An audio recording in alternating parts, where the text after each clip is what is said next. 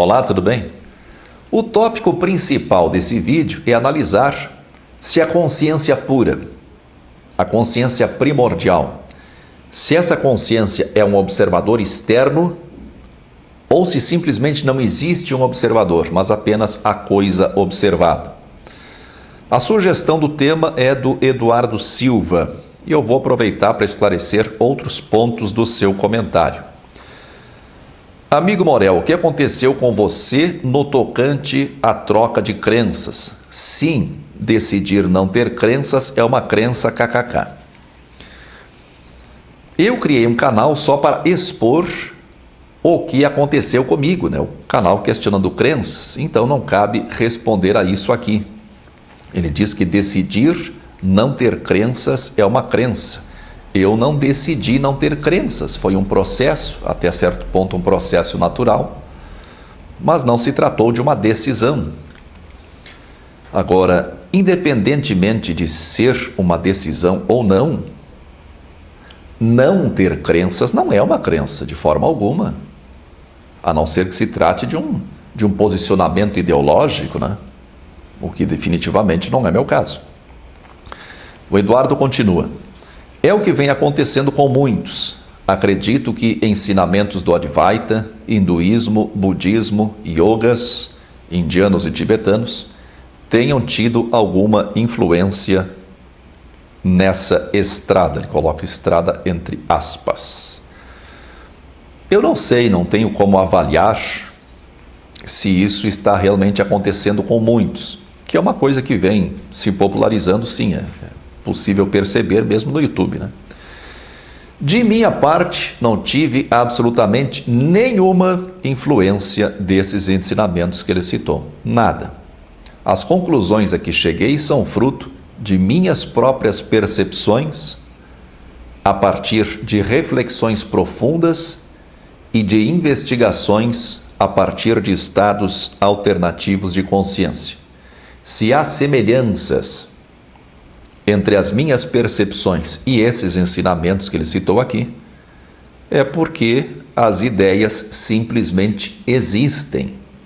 As ideias não têm dono.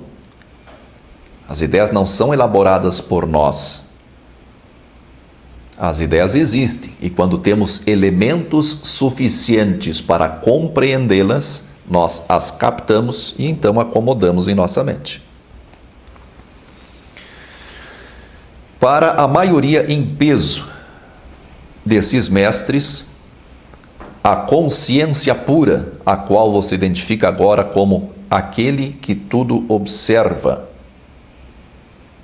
Aquele que tudo observa. O que eu falo sobre a consciência pura é que ela diz apenas eu sou.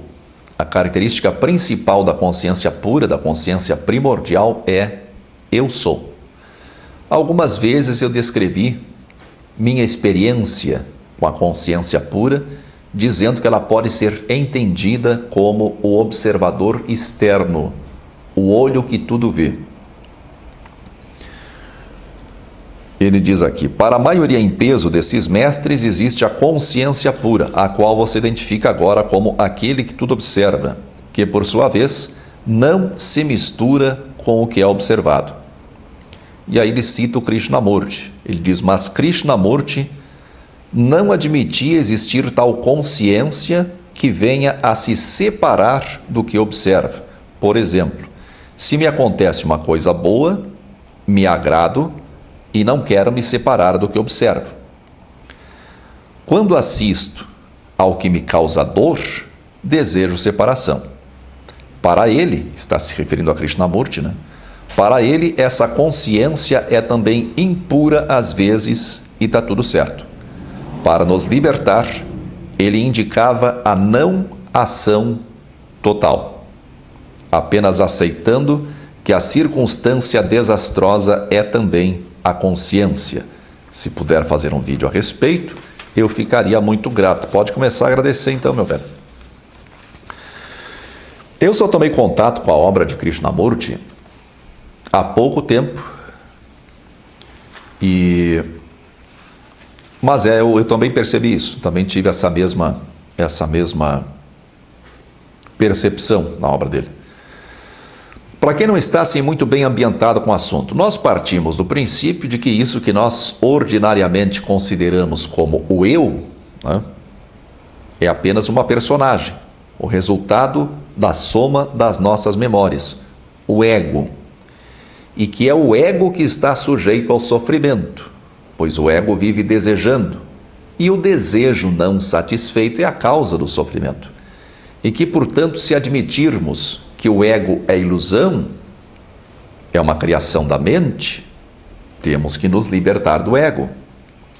O que o Eduardo está dizendo aqui é que para a maioria dos mestres existe a consciência pura, que não se mistura, não se identifica com o que é observado. Foi a essa conclusão que cheguei, né? Não por leituras ou estudos, mas através de um longo processo de experimentação própria. Eu vou tentar resumir assim o mais rapidamente e claramente possível. Isso que você pensa que você é, esse ser que você identifica como sendo você, é criação do pensamento, nada mais que isso. Não importa o que você pense que você é, ou quem você pense que você é. Você é a criação do seu pensamento. O pensamento criou você. Você como um indivíduo, né? Um indivíduo que se reconhece diferente de todos os outros, que tem um nome, né? Foi batizado por um nome e atende por esse nome, se reconhece através desse nome, que nasceu em certa data, em certo local, que tem certos gostos, ideias, tristezas e alegrias, amores e desgostos, que tem as suas experiências que são únicas, né? Que é, enfim, uma pessoa única, uma individualidade. Você só existe porque o pensamento criou você. De onde surge o pensamento? Da memória. Desde quando você era uma criança pequena, você começou a gerar memórias. E como foram geradas as suas memórias, você teve experiências. Essas experiências foram internalizadas e se tornaram conhecimento. O conhecimento ele só tem uma utilidade prática, né? Ele só pode ser armazenado para ser usado novamente quando aparecer a oportunidade, se ele se torna memória, né?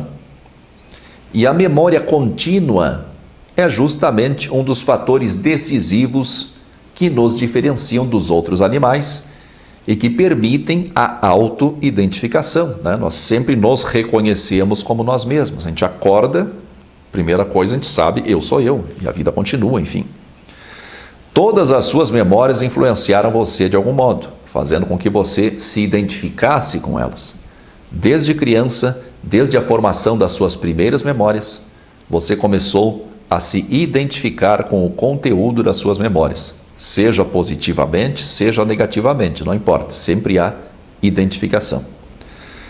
As experiências pelas quais você passou, que se tornaram conhecimentos, que foram arquivados em forma de memórias, desde que você era uma criança pequena e passando por todas as etapas da sua vida até hoje, tudo isso foi formatando o que você é hoje, o ego que você é hoje.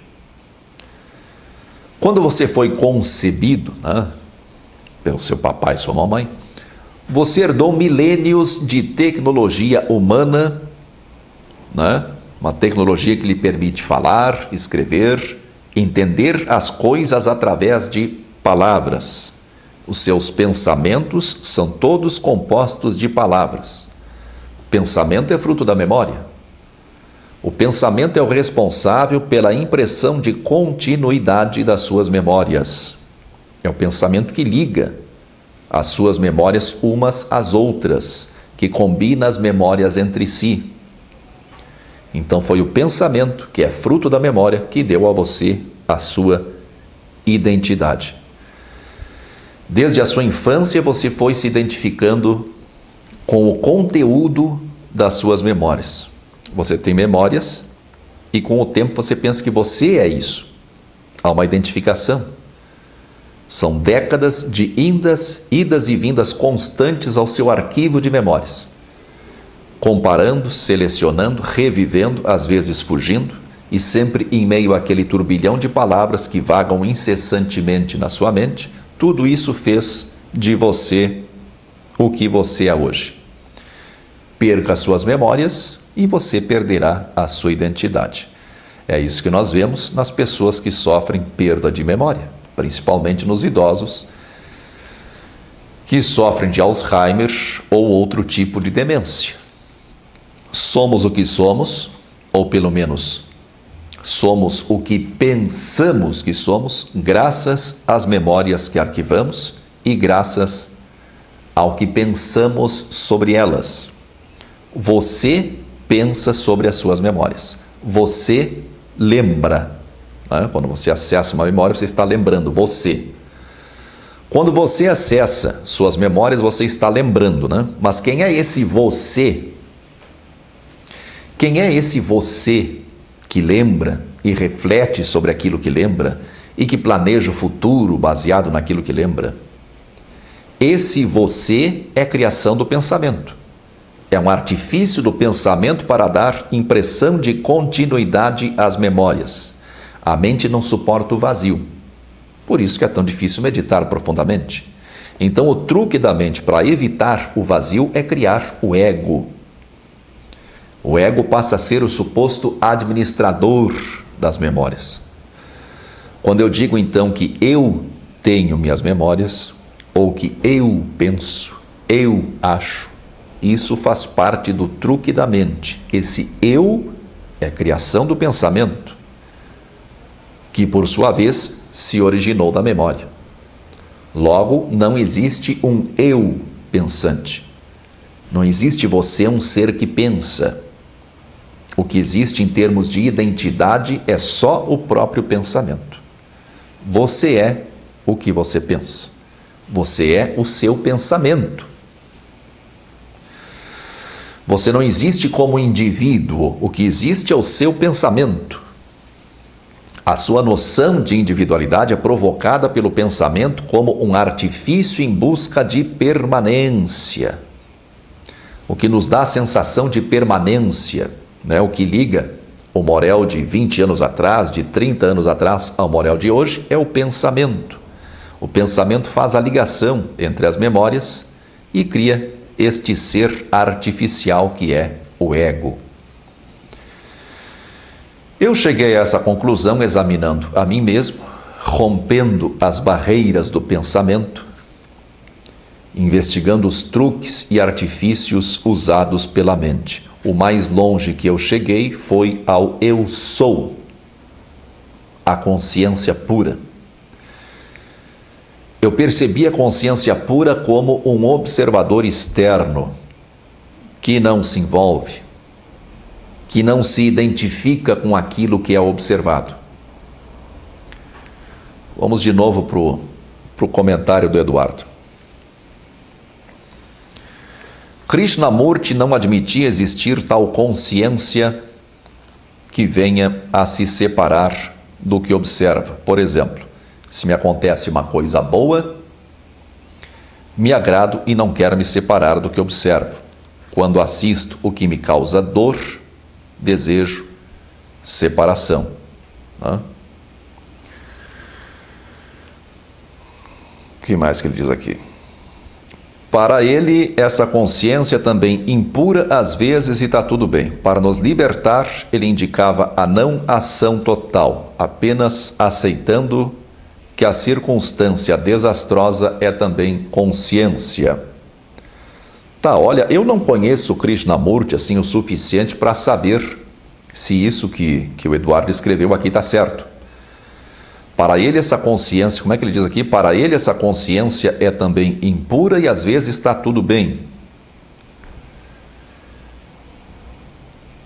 Né?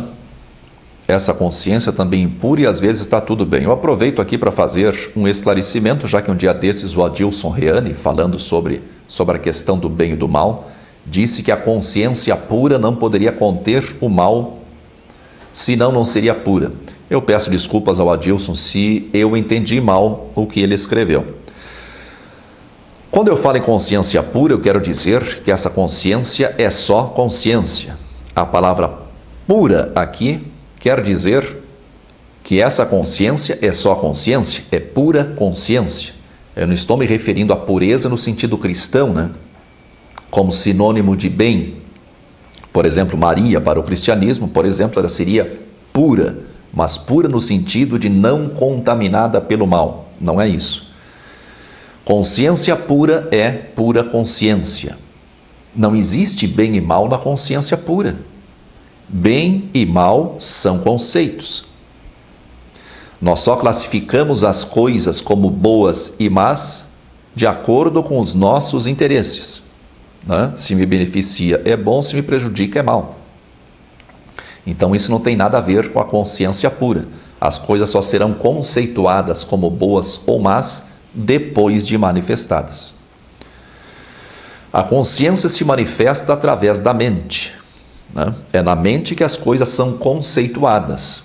A consciência pura não se identifica com nada, ela apenas observa. Quando Eduardo diz, então, que para Krishnamurti essa consciência é também impura às vezes e está tudo bem, eu acho que talvez não estejamos falando da mesma coisa, mas vamos tratar do restante.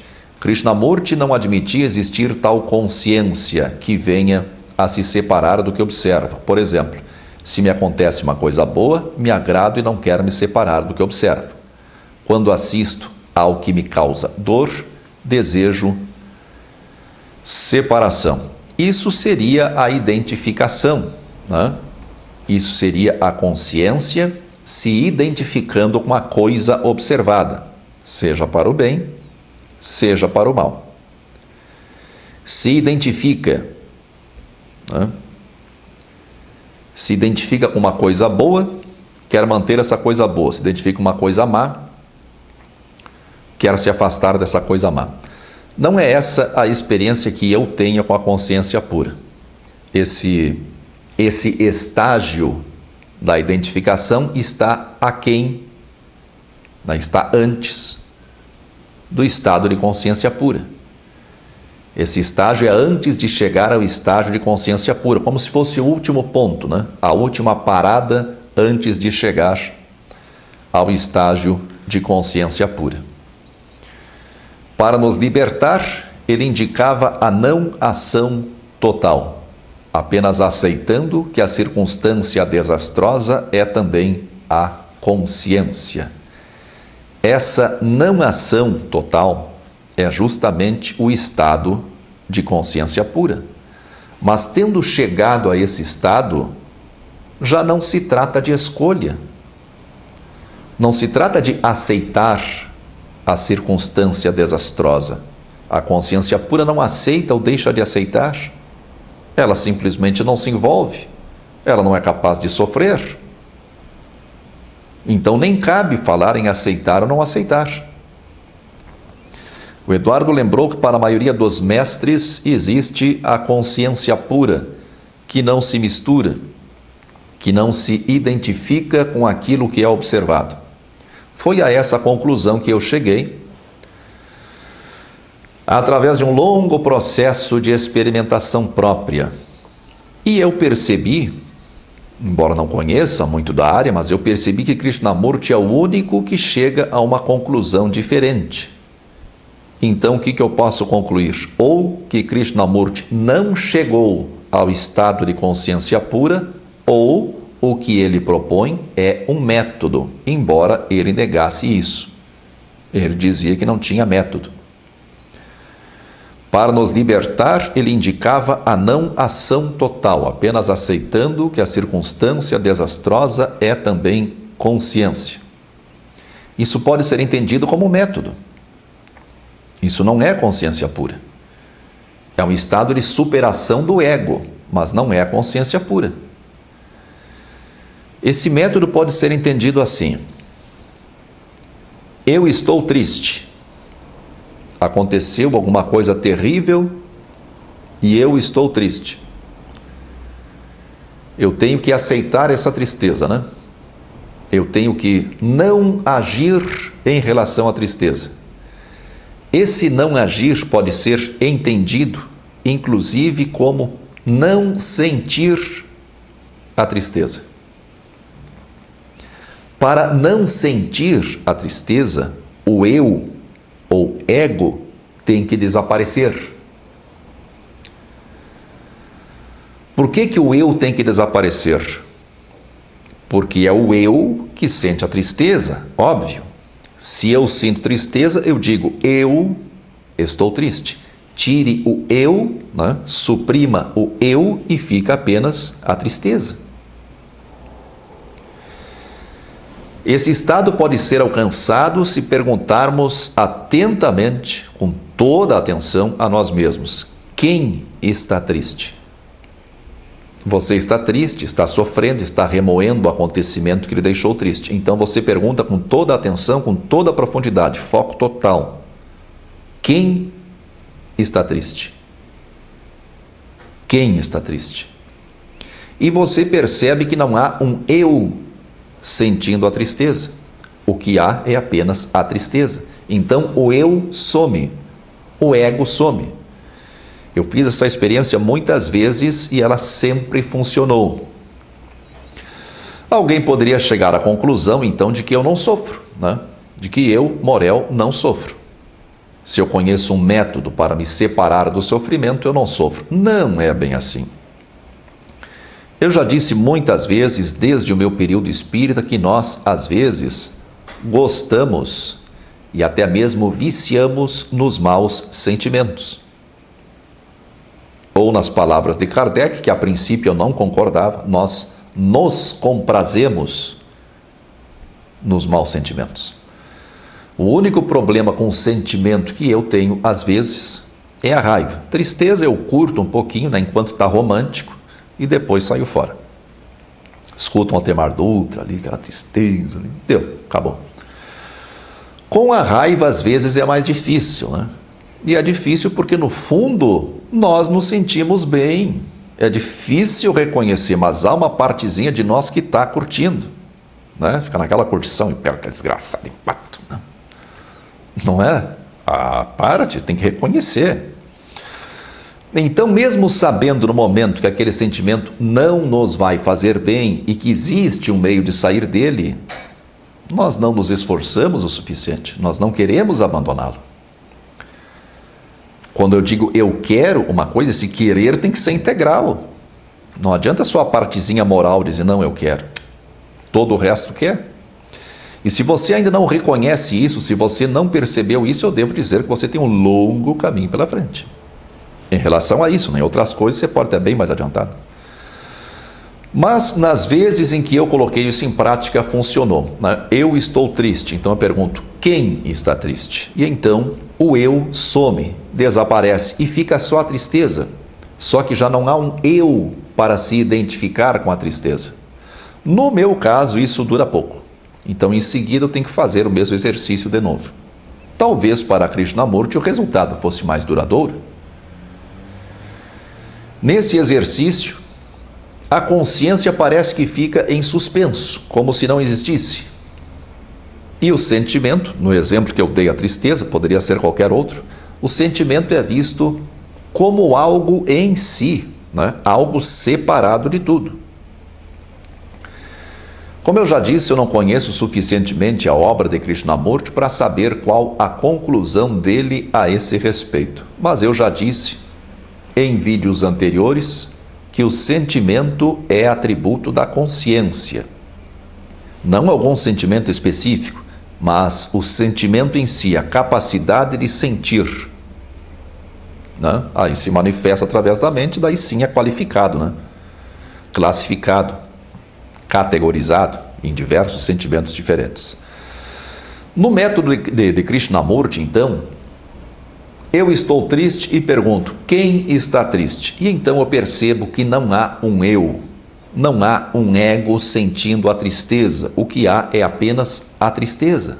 E sim, o que há é o sentimento, que é atributo da consciência. Esse método interrompe o funcionamento do ego. O ego desaparece momentaneamente e fica apenas o sentimento. Para Krishnamurti, não há uma consciência pura, não há um observador externo para observar a tristeza, pois o observador externo teria desaparecido. Eu concluo que para Krishnamurti, então, até o observador externo seria uma ilusão. Não foi essa a conclusão que eu cheguei. E como disse o Eduardo, os tais mestres, eu estou fazendo assim porque ele escreveu entre parênteses, né? Entre aspas, né? Mestres. Como disse o Eduardo, então os tais mestres também não chegaram a essa conclusão. O ego some, está certo. O que fica é o sentimento, no caso a tristeza. Mas o sentimento fica por ser atributo da consciência. Eu percebo isso como um estágio anterior ao estado de consciência pura. Não há um observador externo, porque o eu sou, que é a consciência pura, que é o observador externo, que é o olho que tudo vê, o eu sou está, nesse momento, acrescido de um substantivo. Eu sou tristeza. Não eu sou triste, porque aí já seria uma personificação, né? Mas eu sou tristeza, então o que fica é só o sentimento. Por isso só o que existe, né? Por isso só o que existe é a tristeza e não há identificação com ela, não há o ego, não há o morel sentindo tristeza, só há a tristeza. Mas só há a tristeza porque se está num estágio intermediário entre o ego e a consciência pura. O sentimento é atributo da consciência pura, não o sentimento já especificado, mas o sentimento em si, a capacidade de sentir. O sentimento já especificado, como é o caso da tristeza, já é manifestação da consciência pura, já é a consciência pura se manifestando, né? De forma primária, ainda não intelectualizada, mas já manifesta. O objetivo desse vídeo é analisar se a consciência pura, a consciência primordial, se ela é um observador externo ou se simplesmente não existe um observador, mas apenas a coisa observada, que no nosso exemplo aqui seria a tristeza. Eu concluo que a consciência pura é, sim, um observador externo. E se no método de Krishnamurti parece haver só a coisa observada, é porque a coisa, no caso o sentimento de tristeza, é atributo da consciência e está num estágio intermediário entre o ego e a consciência pura. Para finalizar, há outro exemplo que eu vi Krishnamurti apresentar. É quando olhamos uma paisagem exuberante. Naquele momento, o observador parece sumir e só fica a paisagem. Ora, para fazer uma constatação, para fazer essa constatação, é preciso uma testemunha. E a testemunha é a consciência. Nada existe fora da consciência, nada existe que não seja testemunhado pela consciência. Quando nós vemos uma paisagem exuberante, nós nos esquecemos de nós mesmos e ficamos embebidos da paisagem, né? Poderíamos dizer até que nos tornamos a paisagem. Sim, é verdade. Nós nos tornamos a paisagem. Mas não porque suprimimos o observador externo, mas porque a consciência pura diz apenas eu sou. E nesse momento a consciência diz eu sou essa paisagem. E por alguns instantes nos tornamos a paisagem, somos a paisagem, estamos totalmente integrados nela. Isso ainda não é a consciência pura. A consciência já está especificada, sumiu o ego, mas não se chegou ainda ao estado de consciência pura. Que nó na cabeça, né? Mas é isso aí. Muita força e paz para você.